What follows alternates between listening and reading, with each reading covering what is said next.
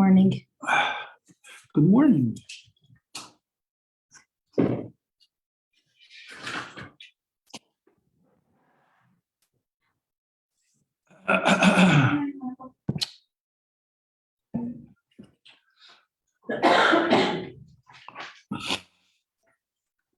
That's not when I say good morning. I want to say good morning, good morning, good morning.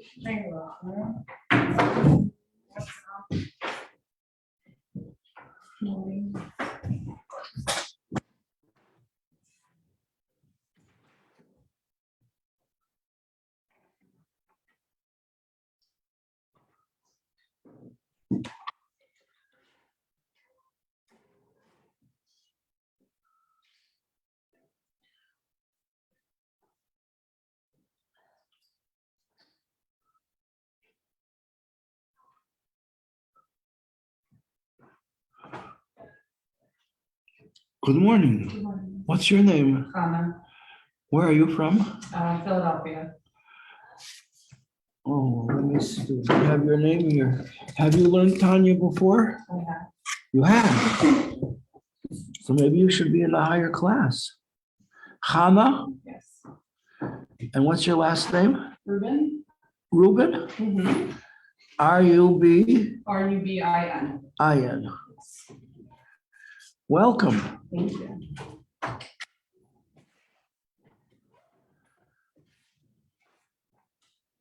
We're finishing up chapter 6. Okay. Who do we have here today so far?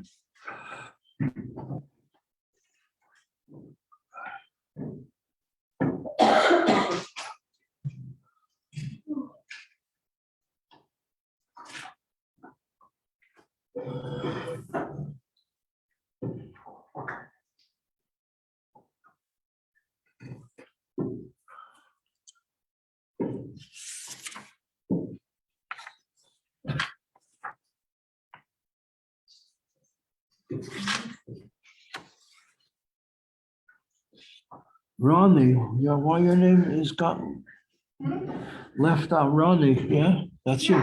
Baumgarten. What it What is is they're switching over to an online thing, Yeah, but still. so the papers aren't. Okay. What's your last name, Ronnie? Rosenbaum. What kind of bomb? Rosen. Rosenbaum. Okay. I remembered the bomb part.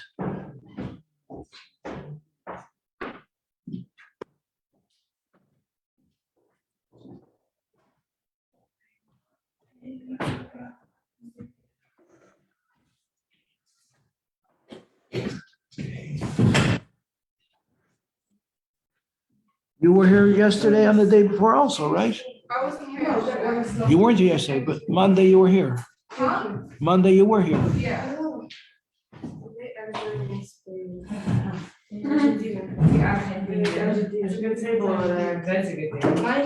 Okay. Rachel O'Connor, here you are. And Hannah, Yes. Jana. Good morning, Rabbi. You know, I called a friend of mine yesterday to tell him I noticed that his subscription for his grandchild to the magazine had expired. Did he want to update it? He said they left town. I said, where'd they go? He said, Bulgaria. What? It's random. Wow. That's what I said. Wow. It's random. Yeah, they went on Shlichus. So I looked, I didn't even know where Bulgaria was. It's right on the sea. Yeah, The borders on the ocean there, but it's got Turkey on one side, communist country. The people ruled by the People's Government of Bulgaria. Wow. I guess he's going there on Shlichus. Gelman, the name Gelman, the Gelman family are from Buffalo. They're very. Okay, Ilanit. Yeah. From Argentina. Yes, Argentina. I met somebody in shul yesterday. He asked me if I'd finished davening. He wanted to daven from the home. I said, oh, I said, where are you from? He said, Argentina. Whoa. Everyone is Argentinian. Shirel, not here. Alan, here, not here. Gianna, You're yes. still out. Yeah. Someone stole my. Ilana, not here. Yaira. Is Yaira on Your binder? the Zoom? No, not. It must be in here somewhere. Mrs. Shapiro. What year? I left it all my stuff. Are you kidding me? Is it on this, is it in this pile over here? I think this is that. Oh, I thought it Like, who needs my notes? was- I don't know, honey. I don't know, they're really valuable. You can take them to Rachel Chana. Oh, Took me a while to find your name. I don't know why. because it's near the bottom. Wait, what color? No, you're right in the middle. Like, You're 11 out of 22. no, okay. Can you imagine 22? Haya Atkins. Glad you made it. How are you feeling? Feeling better?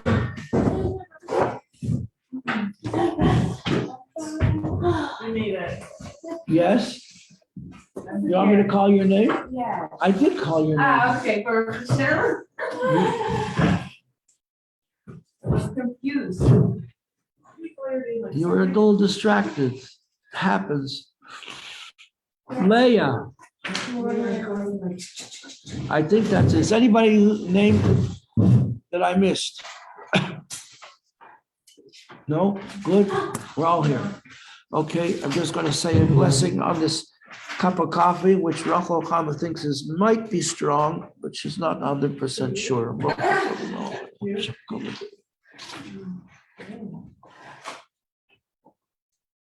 She said, if I want to make it stronger, I could add more. I said, do you think this is a strong cup of coffee? She said, if you want, you could add more. Is it strong? What do you think? It was just right, as if she had made it for me herself. Ooh.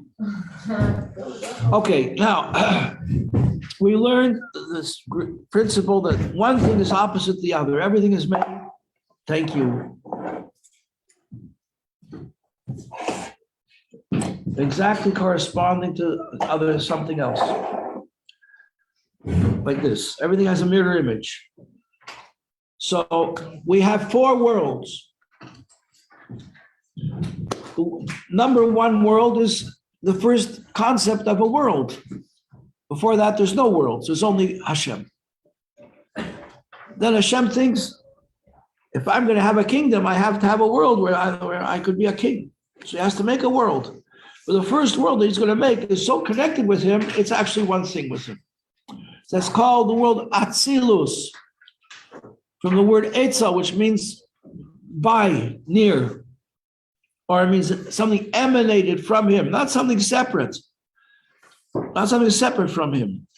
Like you have the light from a light bulb, and you have the light bulb. Is the light not the light bulb? The light and the light bulb are one thing. So the world of emanation is one thing with Hashem. In this world, there are 10 aspects, 10 qualities that are part of this world. And they are, we've said many times, like the DNA of creation. This is the building block of creation, the basic inner form that all creation takes. But they are one thing with the Creator. They're not separate from him.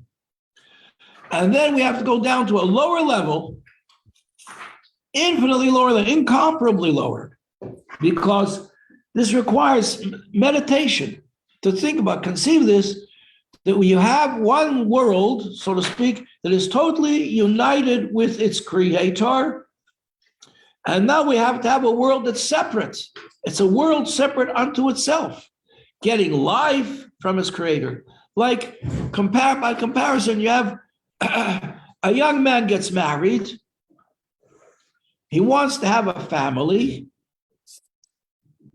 He didn't have the family yet. He has a wife. He doesn't have a family. Where is that family? Where is it? Well, it's in his brain. all the children that he's going to have are going to come from his brain.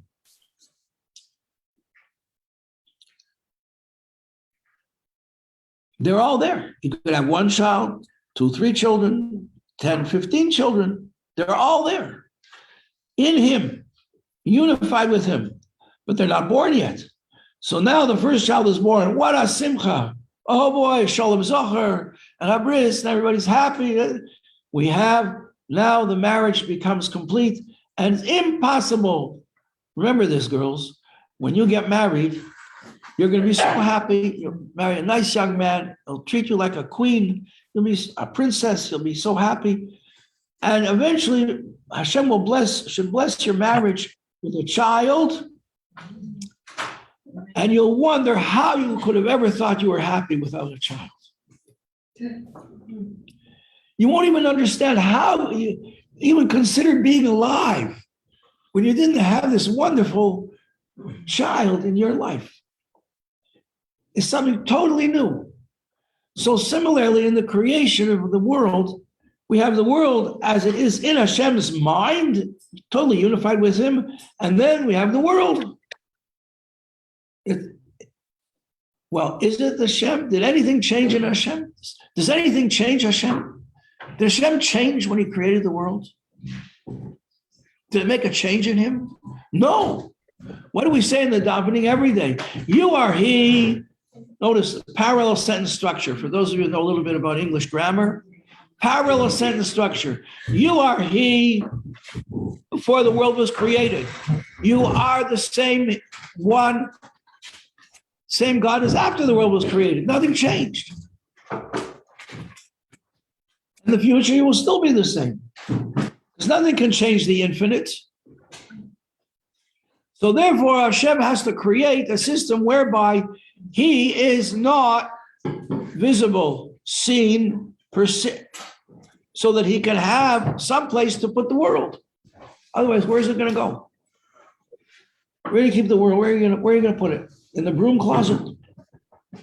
In your top drawer with your stockings? Where is the world going to go? It has to create a place where he's not apparent. So the world can go there, because if he's apparent, then there's no world. There's just him. Who said that? Oh, that's Chaya. Okay. In the meantime, Shoshana Chassid snuck in quietly to the room. We're going to mark your present. We saw. Baruch Hashem, she's here. Baruch Hashem, we're all here. And more to come. Okay. Now, we discussed this further, how the next stage down, first we have a world which is still very, very attached to godliness.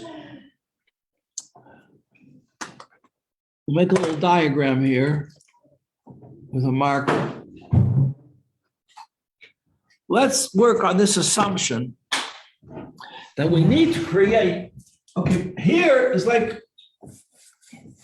this blank, supposedly blank whiteboard represents godliness before creation. Now, for creation to take effect, there has to be a hiding of God. So how much we got? Well, let's take a little bit. We're going to hide a little bit of godliness. Okay, so here it's representing an area where God hides himself. And we can also know what this means. Did anybody see God this morning on the way to the yeshiva? So God's hidden. Okay. So at the first level is only a little bit hidden. Okay. So the rest, this is all revelation. This is all revealed godliness. Okay, this revealed godliness and holiness.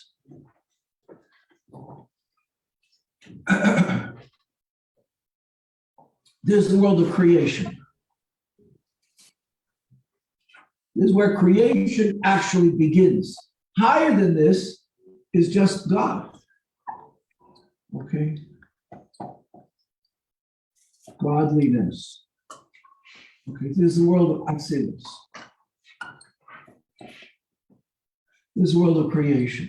Now we're going to move down. We want to get more of the world here. So we're going to have to hide more.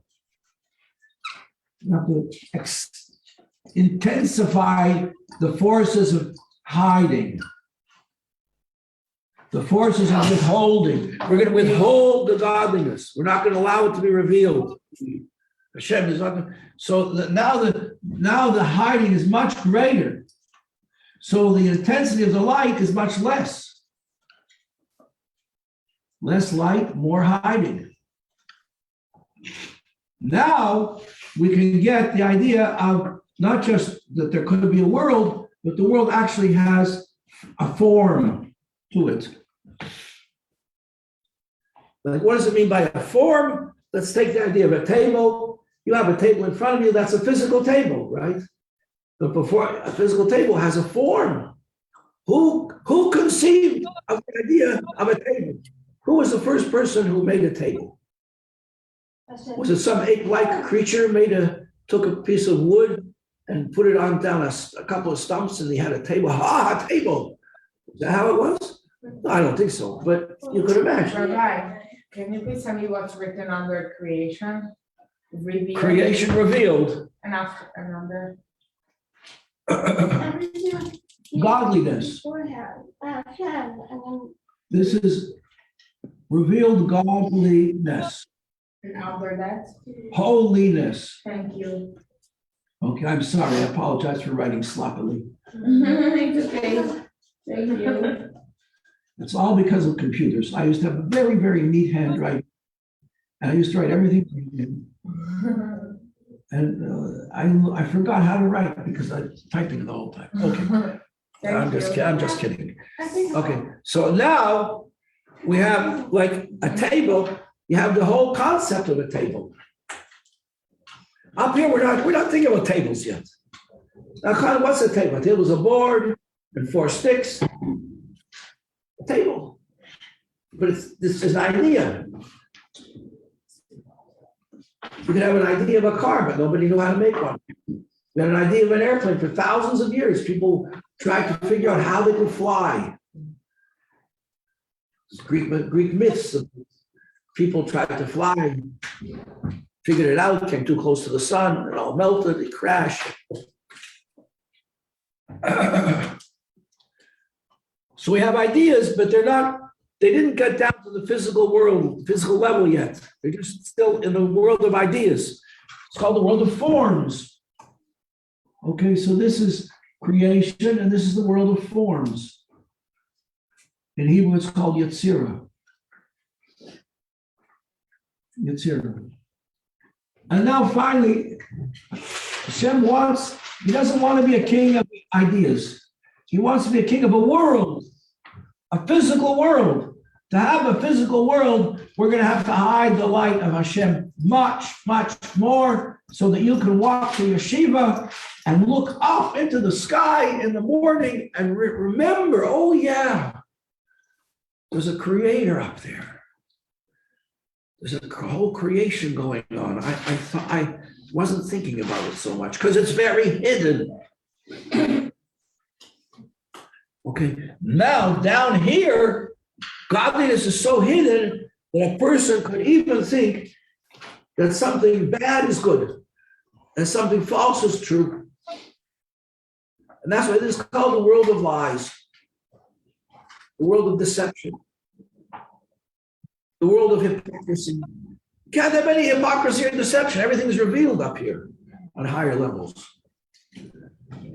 Only down here can you make a choice between good and bad, between right and wrong. The right has to be there, and the wrong has to look interesting. Because if it doesn't look interesting, who's interested? Who would do it? Mm-hmm. To make a choice, you have to have a choice between equals. Should I have today a banana or should I have an apple? Oh, they're both good. What do I really like more? Should I have today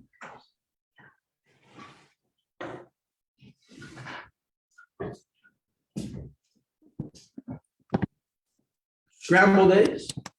That's good. Should I have bacon? No.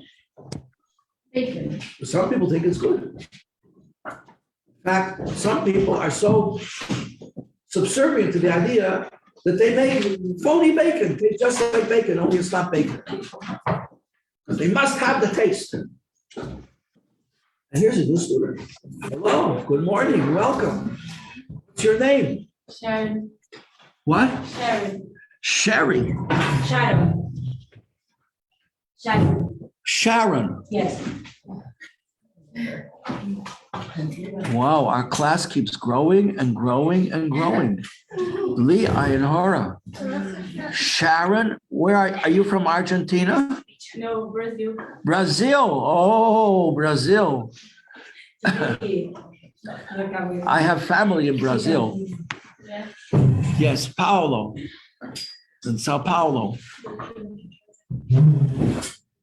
Zions is the name. You know, Zions in Yiddish means a squirrel. That's their name. What's your last name, Sharon? Sontag. S-O. S-O-N-N-T-A-G. Sontag. Yes. Well, that's a famous name.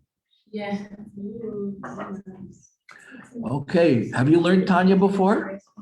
A little bit. A little bit. Okay. I hope that the English, if you don't understand something I say because of the English, just stop and we'll explain it again.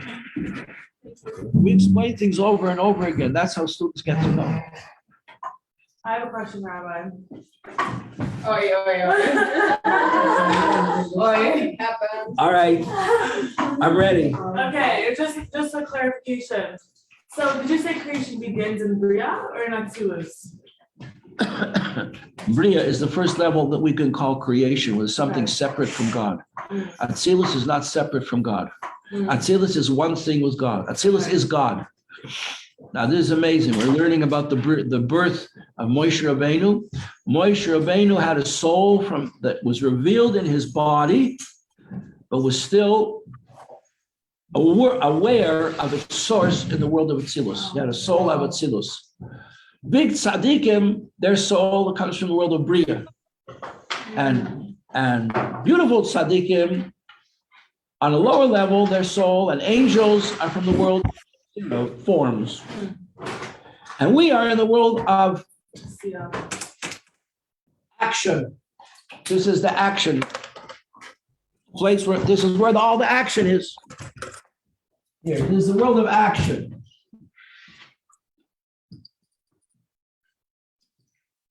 Which is in Hebrew the world of Asiya. So we have a little godliness. I'm going to write this very neatly. Godliness.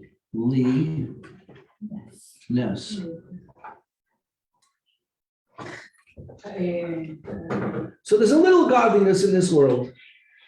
But to get in touch with it, you have to first of all make sure that the thing is permissible, that you can have an effect on it, and you'll say a bracha, and you'll take something from this world, you'll say a bracha on it, you'll reveal the godliness in it, and it goes right up into the world of holiness. Is that clear to everybody? Yeah. Okay? I have a question. This is all review. This is what we did in the first classes. Yes. So, 3 levels after Atzilus, there are levels that are Hashem separate from them. Yeah, Bria, Yetzirah, and Hashem has to hide himself in each level more and more and more. In each level, there's more hiding. First of all, there's hiding, then more hiding, and more hiding. A lot more hiding. and it's our So that therefore the light revealed is less here than in the world of godliness. It's less because the capacity is less. The capacity of the world is less. We hid. 25% of the capacity is hidden now. Go down, we're going to hide 50% of the capacity. So there's 50% less light, godliness revealed. Now get down here, 75, 80, 95% hidden. A little bit of godliness squeaks through. And the difference between each level is a quantum difference. It's not just step by step. It's an incomparable leap. The world, if anything from here goes up to here, it's totally doesn't know where to find it. Can't relate. It's just too much. Too much. It's like going to take you and put you in a high class, high level Kabbalah class. You don't know what they're talking about. They'll know, but you won't know. So similarly, something from here just can't deal with here. And similarly, anything from here will be totally lost here. They're completely different. They're not. It says in the world to come, a neshama that is going through a purifying process. Okay, it has to go from here to here, has to go through a river, and this river is totally causes total forgetfulness. Can no longer even relate to what it knew before, because what it knew before just doesn't apply anymore. We're on a different level. What is the highest level of a neshama can reach, like, of those 3 levels? Depends on the neshama. Moshe Rabbeinu, his neshama was from the world of Atzilus, but there's only one Moshe Rabbeinu. Yes, so. Okay, now we have a mirror image. First of all, the source of all these 4 worlds, now above all these 4 worlds is the owner of all these worlds is God himself. Higher than any world. Okay, so now you have Sharon Sontag. See, I called her name, she looked up. Are you your name?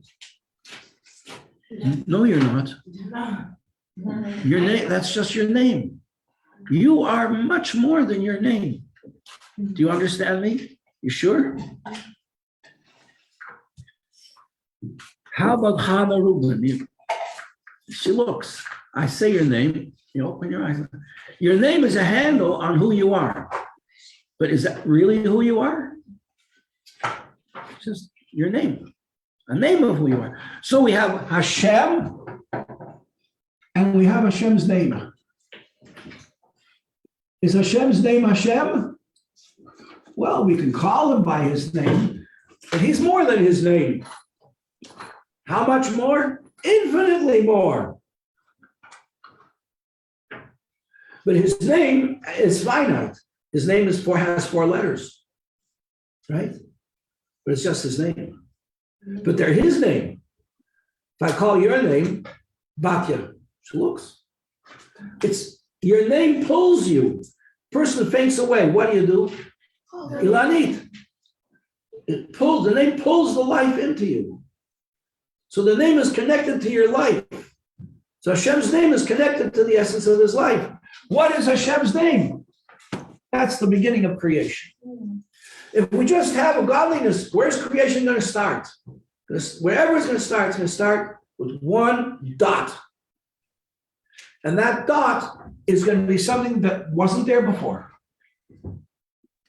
Before there's only God, now we have a dot. That dot is the first note of Beethoven's 5th Symphony. Starts with a dot. 1 note. Okay, that note is the first letter of the greatest novel ever written. First letter of the Torah. Okay.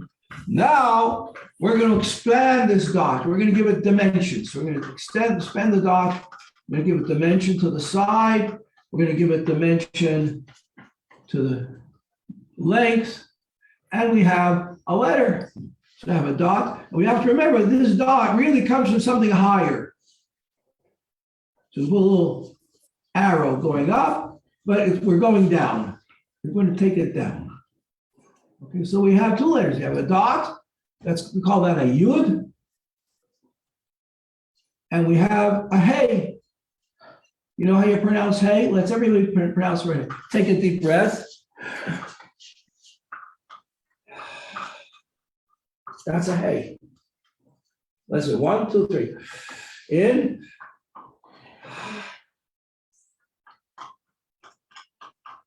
Do it again. In. Oh. Was it hard to say a hey? No. It's easy. The E, it's called a light letter. So easy. The creation of all the creation, all the worlds, everything is by Hashem, just a hey. With Yud, hey, Hashem makes the world. Okay. Now we still have to go further, so we're going to take this Yud K and we're going to start with a Yud again, because everything starts with a Yud, because that's the starting of everything, is that dot. And we're going to reproduce it again, and we're going to take this whole discussion down to a lower level. Look at that. So now we've got direction, right, left, center, and now we've got down, up and down. These are the basic principles of creation, the 4 corners of the world, and up and down. That's 6 points. And we get finally the whole thing repeated on a lower level now. And here we got the hey again. So we have these 4 letters are the name of God, Yud K Vav K. They are the source of these 4 worlds. And now we're learning in chapter 6 that this all has a mirror image on the other side, which is not the side of godliness. Or in other words, if we go down here into this area where godliness is so hidden, we're going to go, what comes next? What comes next is godliness is terribly hidden, and we get to the other side of things. This is going to be mirrored image. Of course, it's not a big diagram up in the sky, making all this happen. It's just to picture in your mind what's all about. So on the other side, also, we're going to have 4 worlds. Only these are 4 worlds where godliness is revealed. Some places more, some places less, some places much less. Now we've got 4 worlds where godliness is not revealed. So that this level here of Asiya, where godliness is very much not revealed, that's going to become the top level of the other side. So godliness is basically not revealed in this world, and this is the world where we live, in the world of action. These are all klippas. This is all klippas. The other side is klippas. That's called klippas. Klippas means shells, peels, like banana peels, orange peels. You don't eat the banana peel. Now, there's certain peels that you could eat. You could take dried banana peels and grind them up and use them as a spice, maybe. I don't know if it's any good. You can take bark of a tree, right? Cinnamon, grind it up, spice. So there's certain peels that we can use, but then there are peels we can't use, like the shell of a walnut. Or sometimes you'll get in nature both. A peanut has around a thin shell that you could eat, or you could throw it away, right? That little brown shell. But then outside is a woody shell. You can't eat that. So similar here, you're going to have 3, just like we have 1, 2, 3 worlds of creation corresponding to 3 letters of name of God. We're going to have 3 worlds here, 3 worlds of impurity. Impurity. And this is the source of life worlds. I forgot the D.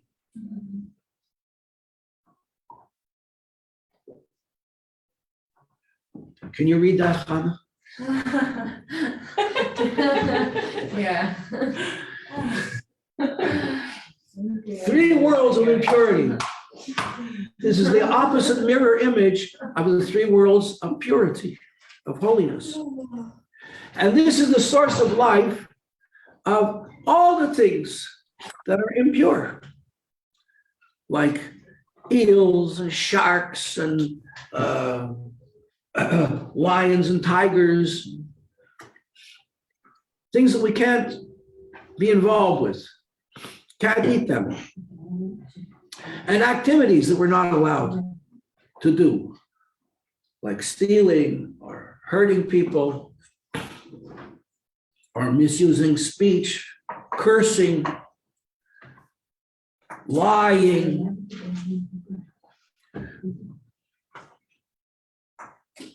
Forbidden when a person does something. So therefore, since the life of these different things comes from the world of impurity, so the Torah warns us to stay away.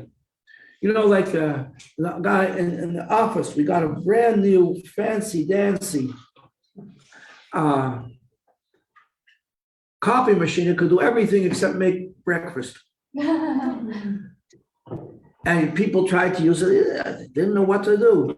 So there was a sign that says, when everything fails, read the directions. The directions will tell you how to use the machine. So therefore, we get directions that tell us, stay away from things from the worlds of impurity. The Torah warns us, because if you're going to go there, it's going to make your mind confused. It's going to make your heart, your feelings dull. Don't go there. It's going to poison you spiritually. And spiritually, the way things are spiritually affects the way they are in physical form as well. So that when you are poisoned spiritually, it's going to come out, you're going to suffer physically as well. So this is the source of all the negative commandments, all the things the Torah tells us not to do and to stay away from.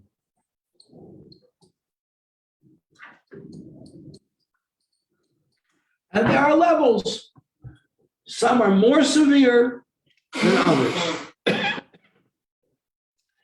Things from this higher level, that's called the world of Noga. Klippa called Noga. The thing about this Klippa is, like, it's connected here. These 2 things. I'm not sure if I'm saying the right thing here. That's the way I understand it. But this, we have 4 levels, just like we have 4 worlds, we have 4 levels in the world of Klippa. The highest of the 4 levels is called Noga, which means it can shine. I think in the ancient terminologies, Noga stood for, the 7 spheres, the 7 heavens, the heaven that was the brightest, the most powerful of all the heavens. Shine. So when we take something from the physical world that gets its life from Klippas Noga, and you take it like this cup of coffee, and you say, blessed are you, Hashem, you are giving life to this coffee and to everything else like it. Thank you very much. L'chaim. That's what you do when you say a blessing. You say, thank you very much, Hashem. You are the source of life, of everything in the world. Everything is brought into being by your word, and you've created this cup of coffee, so thank you for giving me this cup of coffee. You drink it, and now you elevate the coffee, becomes part of your life. You get energy from it to teach a class, or to give charity, or to learn, or to do a favor for somebody, or to clean the house, or just smile and be a nice person and make the world a better place.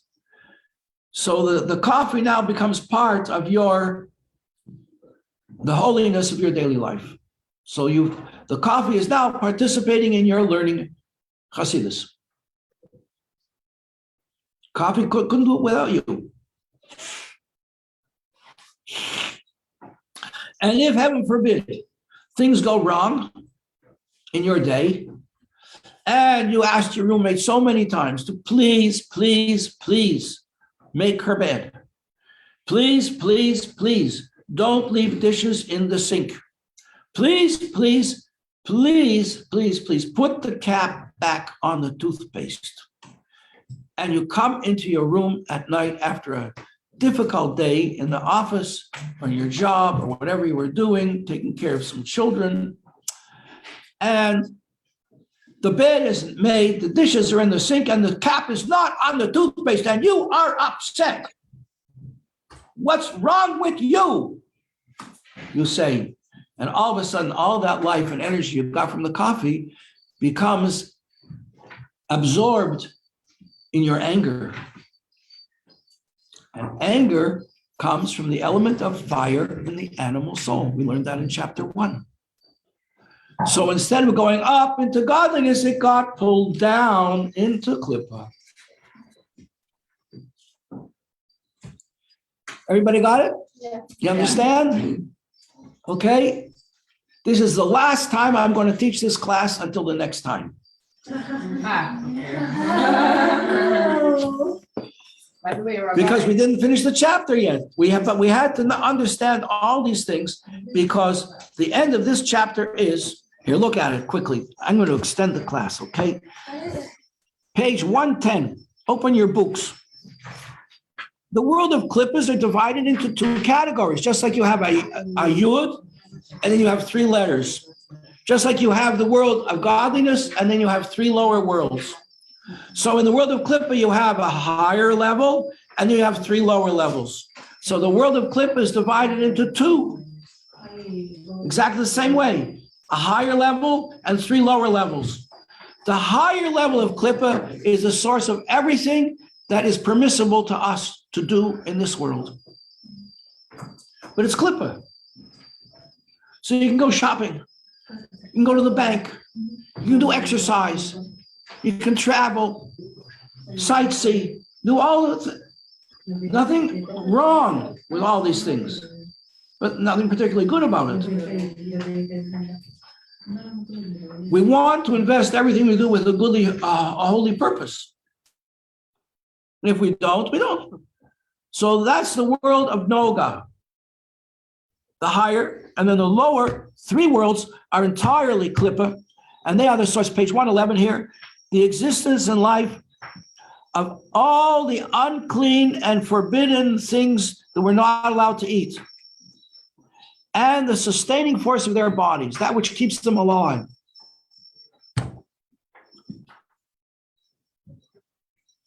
For instance, iodine. When I was a kid, we used to put, if you cut yourself, they put iodine on the cut, and it burned. It burns the cut. We used to hate to have to put iodine on a cut. But it's good. It heals the wound. It burns up all the germs so you don't get infection. But if you drink it, it burns up your stomach and you die. So you can't do things that are going to endanger your life. So it could go this way, it could go the other way. Things from klippa can be used in a good way, can be used in not a good way. Nuclear energy. Somebody asked, a child asked the Rebbe once in the 1940s, almost 100 years ago, is nuclear power a good thing? He said to the Rebbe, said to her, do you ever help your mother in the kitchen? She said, yes. He said, do you have a knife in the kitchen? She said, yes. He said, are you allowed to use it? She says, if I'm careful. She says, the same thing with nuclear power. It's like a knife. If you use it and you're careful, it can be good. And if you're not careful, you could cut yourself. It could hurt yourself. So similarly, the existence in life of everything from the vegetable world that's permissible is from the higher level of klippa, like peas and beans and corn and potatoes and sweet potatoes and salad, cucumbers, tomatoes, peppers. It's all from the higher level of where but if you have a tree that produces fruit in the first 3 years, you're not allowed. That will make you, if you eat that fruit, it's going to make you confused, and it's going to dull your heart, and dull your feelings. Remember the story we told about the boy who had the milk, had the soup on the cold night in Hanukkah, and there was a prohibition on anybody going to the wedding because the wedding was not allowed to take place. The man did not give a proper divorce to his previous wife. And so he found a rabbi who would marry him anyway. And there was an isser that came out on anybody who would eat at this wedding. And a little boy, freezing cold night,